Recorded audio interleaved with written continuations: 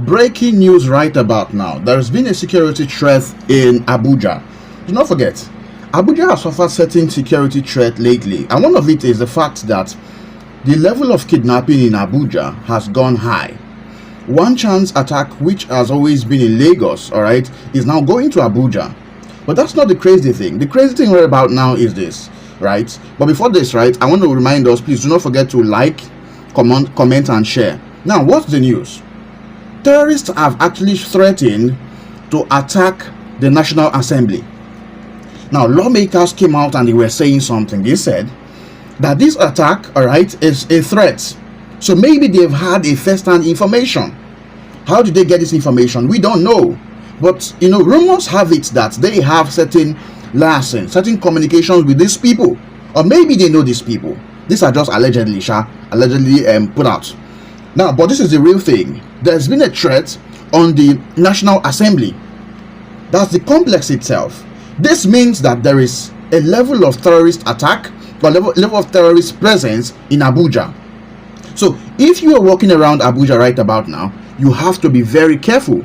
Be careful of where you put your head. Be careful of where you go to. Be careful of the buses you take right now, because this attack is not just for the civilians, also for the people in power. So if this happens, who is going to save us right now?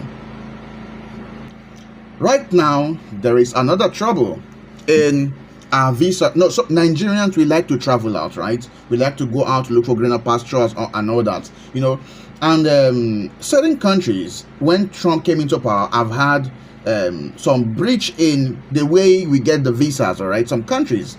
Now, last month, there was some talks about Christian genocide. Let me explain that if you don't understand what I mean. There's been a claim that the terrorists we have in Nigeria, ranging from the different names they have, all right, target more on the Christians, and that the Christians are vulnerable in the country. Now, this talk lingered on. People came out to their different stories. Some people said that these terrorists don't just come for Christians alone. They come for both Christians and Muslims. They come for everyone, all right? Not minding if you're a Christian or not. Now, politicians came out to talk about it. People in the news came out to talk about it. Different people came out and they spoke about this. The funny thing right about now is that the foreign bodies are not agreeing with these talks. That's number one.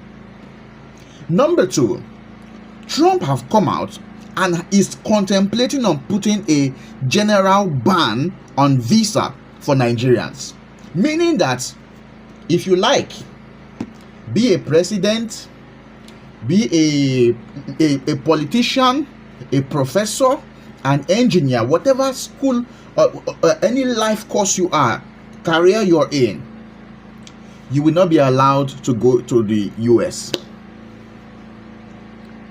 Why is this so? This happens most of the times when there is this threat on maybe terrorism, or we accepting that. Now, what is the president going to do about this? We don't know. Now, the funny thing is this. While checking the news, these are news that are true. Go verify. And do not forget, we give you the best and the most verified news. Please like, comment, and share. The next one is this. Saudi Arabia has put a visa ban on Nigeria and 13 other countries. If you watch this trend, countries are banning Nigerians from coming into their country. This tells us that we have to build our country. We have to build our country that it is comfortable for people to come in and live. But are we doing so? No, we are running out. The politicians are going out there and saying things are better, all right, but they are, instead of coming here to do those things, they enjoy those things here. And so that is why VDM said that Nigeria is politicians' business. Nigeria is a business for politicians. That, I love that guy, VDM. What he said was apt, and that is the final truth. It is the final truth. Nigeria is a business.